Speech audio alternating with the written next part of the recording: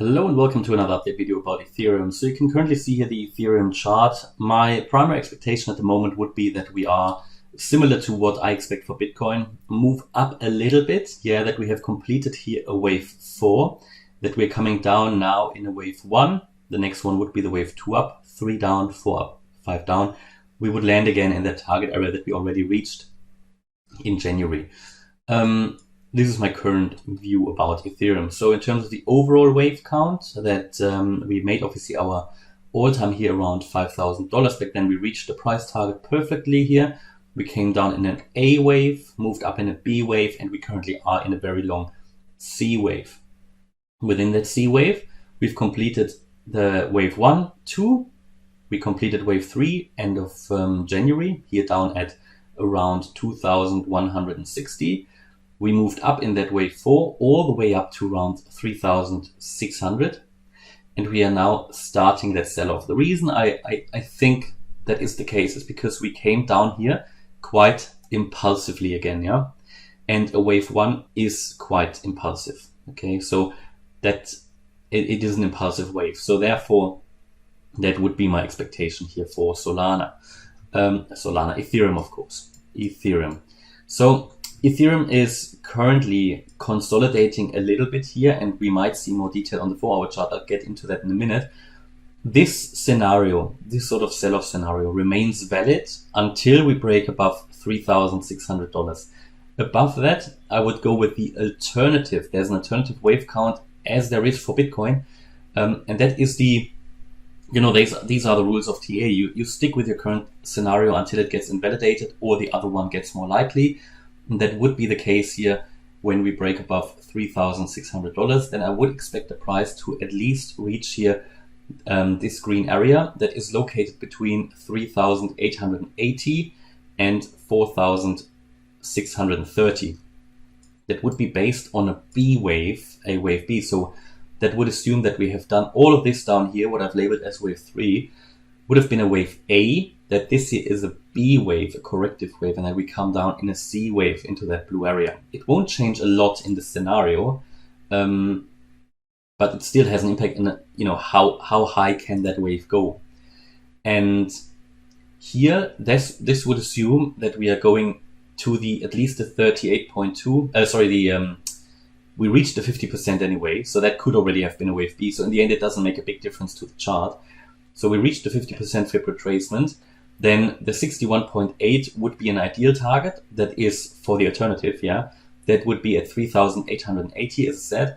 And we could even move to the 78.6, that is 4,355, or the 88.2% fib level at 4,622.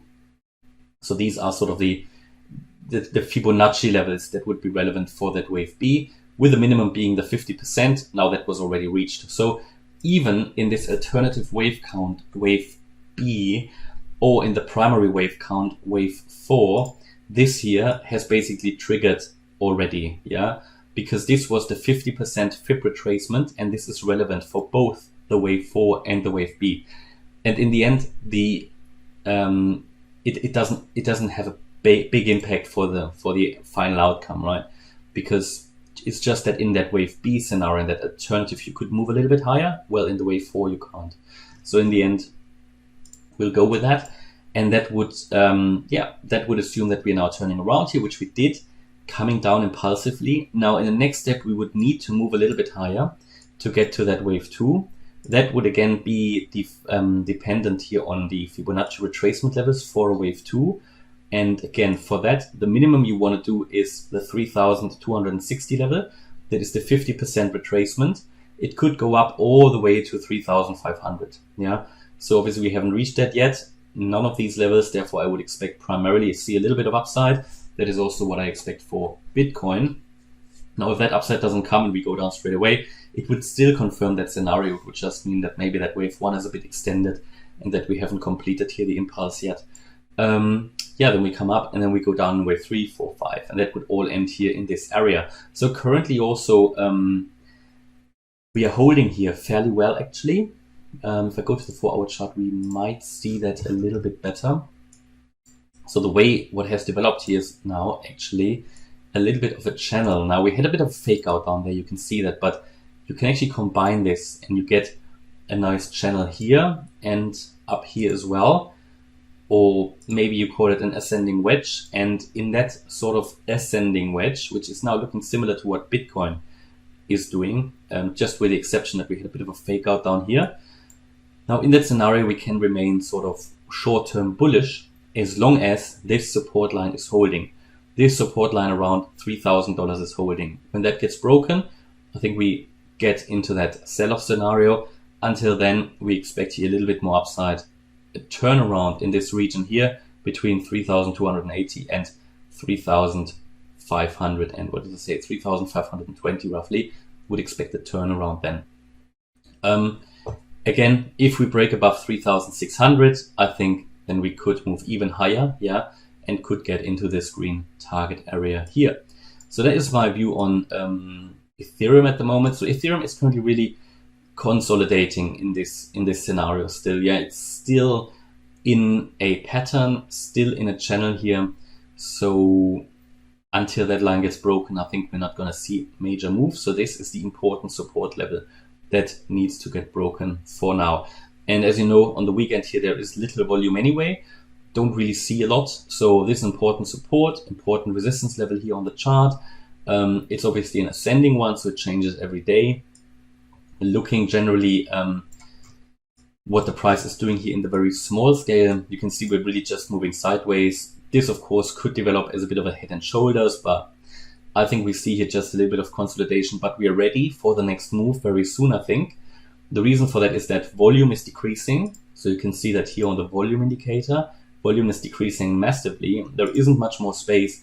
And typically when that happens, then you see a major move at some point, and that could happen today, but probably rather tomorrow or early next week when the trading in other markets is starting again. I think at the moment the market is just, on the sidelines. People are waiting for clear signals from other markets because, let's be honest, it is quite risky to trade only the crypto market when other markets are obviously influencing the crypto market as well. And a lot of people aren't going to risk their money if, for example, tomorrow we could see quite a bit of a jump maybe in the S&P 500 or the Nasdaq. So therefore people are, I think, sitting on the sidelines waiting a little bit here, and unless there is some manipulation shortly before the weekly candle close, I wouldn't expect a lot to happen here today. But it's certainly interesting to have here that decrease in volume on the radar that is quite significant, quite substantial. And when you have a dip here, typically see a big move. We saw that here, by the way. You had also a decline in volume here. Yeah, you can see that. And we then had a big jump, and it was a massive sell-off, obviously, here, coming from 3,300 down to 3,000. So there was quite a bit.